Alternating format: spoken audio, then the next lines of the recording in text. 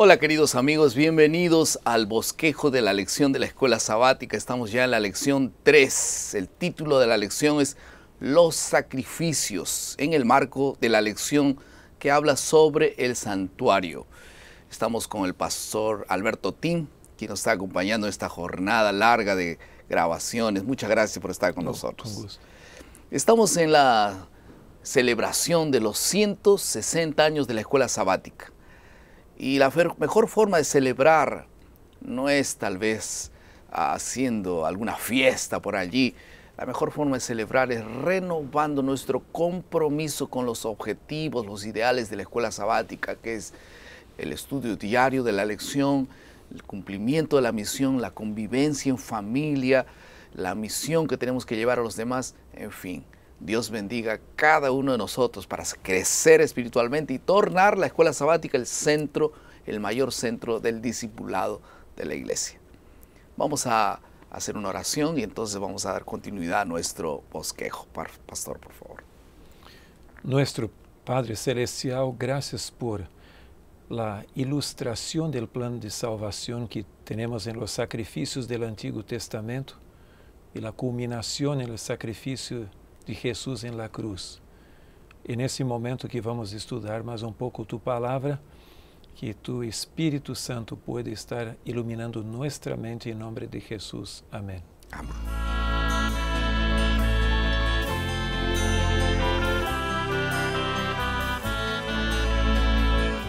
¿Ya vio algún atleta llorar mientras se entona el himno de su país y en cuanto la bandera de su país sube? Y después de conquistar una medalla de oro, ellos lloran de emoción porque aquella conquista les recuerda que hubo mucho sufrimiento, mucho sacrificio, muchas privaciones para llegar a ese lugar. Jesús quedó también satisfecho cuando contempló el resultado de su sacrificio, dice Isaías 53:11. Verá el fruto de la aflicción de su alma y quedará satisfecho. Cuando vea todo aquello que realmente ocasionó la salvación de mucha gente, dice que él quedó satisfecho. Este será el punto principal de nuestra lección, descubrir el significado, el sacrificio de Jesús, por qué todo ese sacrificio y entender para qué sirve todo lo que él hizo. Vamos a pasar a la segunda parte de nuestro bosquejo, que es la comprensión.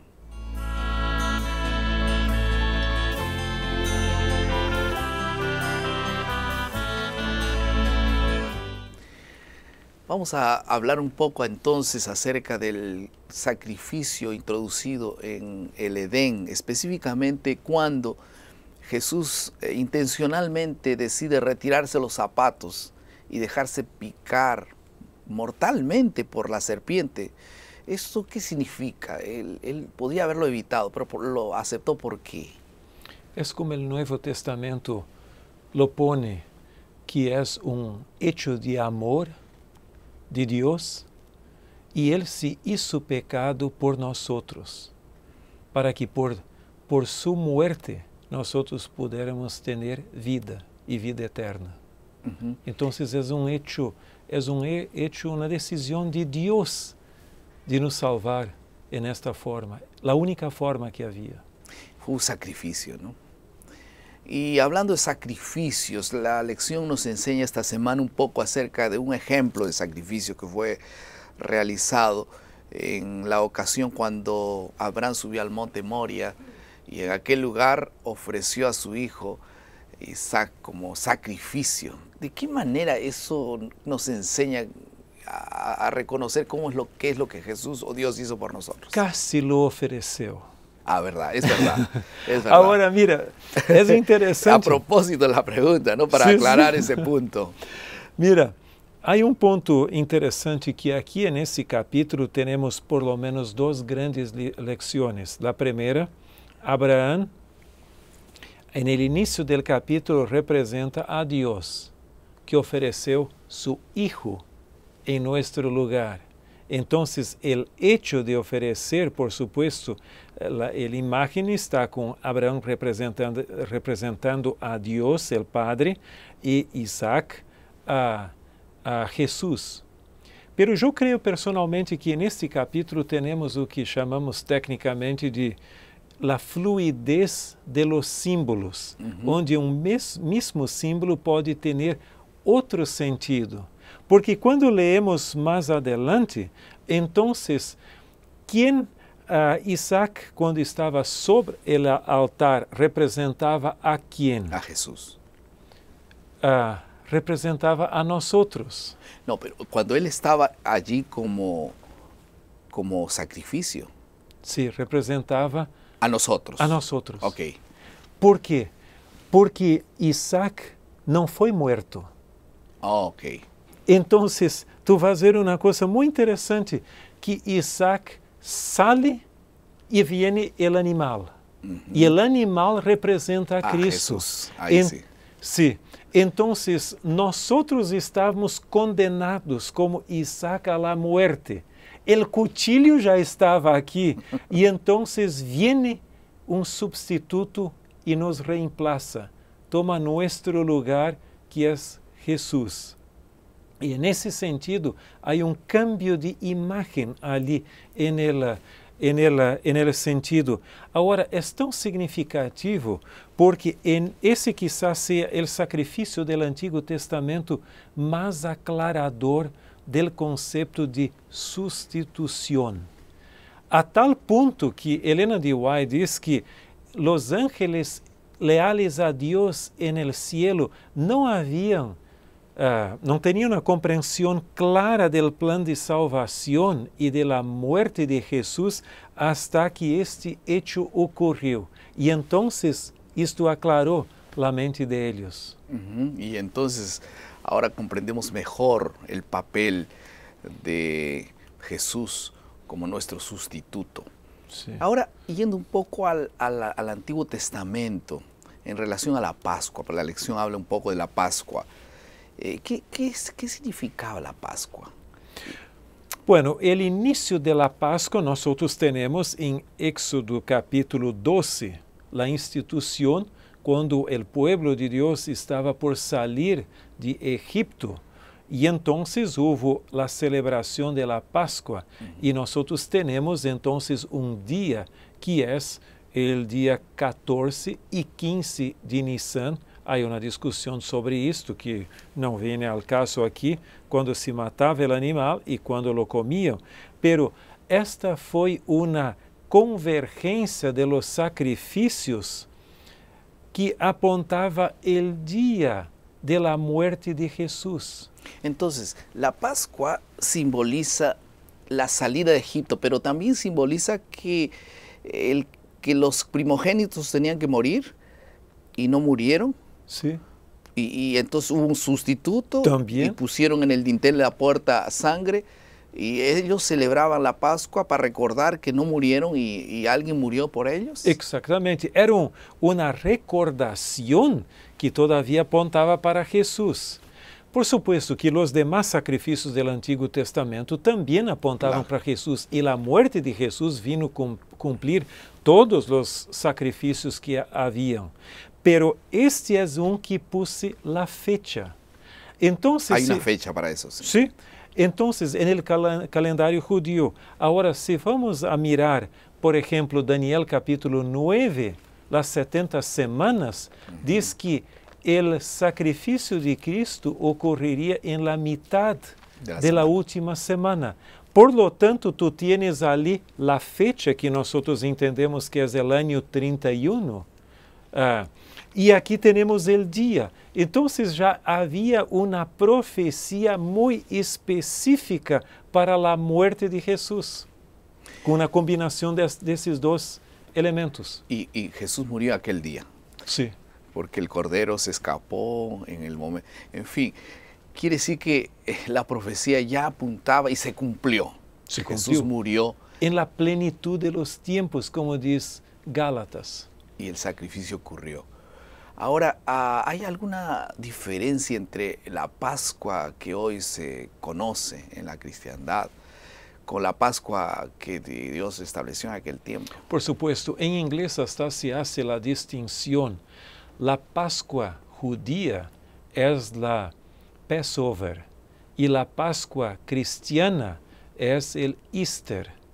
Entonces hay un cambio de significado también, y al mismo tiempo hay es muy representativo ese cambio, porque en el periodo posapostólico, después de la muerte de los apóstoles, hubo un intento del cristianismo de separarse, de salir de algunas de las prácticas del judaísmo, y una de ellas fue el cambio del sábado para el domingo, y el otro fue también el cambio de fecha de la Pascua, para que bajo la persecución de los romanos hacia los judíos que intentaban obtener su libertad, su libertación, entonces podían decir que no eran judíos, no era simplemente una secta del judaísmo. Y entonces el significado de la Pascua significa hoy, el significado es diferente, ¿no? Sí, sí. Hoy es mucho. Hoy es un comercio porque tenemos tantos chocolates, huevos y todo en relación con la Pascua. Por supuesto que para muchos cristianos todavía tiene la idea de la muerte de Jesús, pero al mismo tiempo se agregó.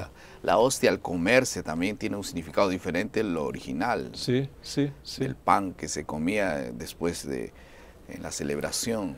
Ahora, en toda esta historia de los sacrificios, el punto clave, el más importante, es que Jesús es hoy nuestra Pascua.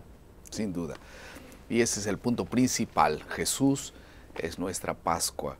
Y vamos a pasar ahora a la tercera parte de nuestro bosquejo, que es la aplicación.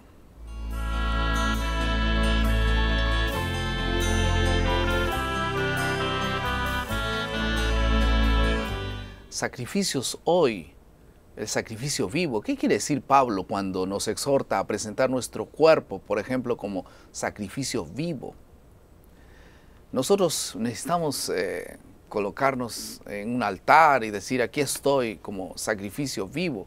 Tengo que tal vez golpearme el pecho o andar de rodillas por algún lugar. ¿Cuál es el sacrificio que Dios quiere que nosotros hagamos? En realidad, cuando Pablo dice, yo juntamente con Cristo estoy crucificado, ya no vivo más yo, mas Cristo vive en mí, está tratando de decir que Él es sacrificado. El mayor sacrificio que Dios quiere, la mejor ofrenda que Dios quiere es sacrificio. No es darle nuestro tiempo, sino es darle nuestra vida. No es darle nuestro recurso, es darle nuestra vida.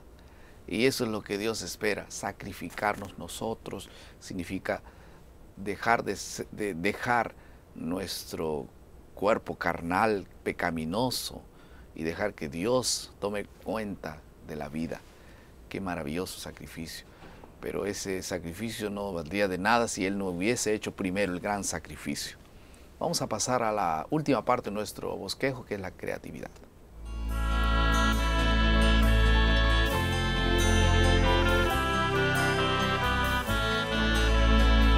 Dios no quiere el sacrificio de nadie.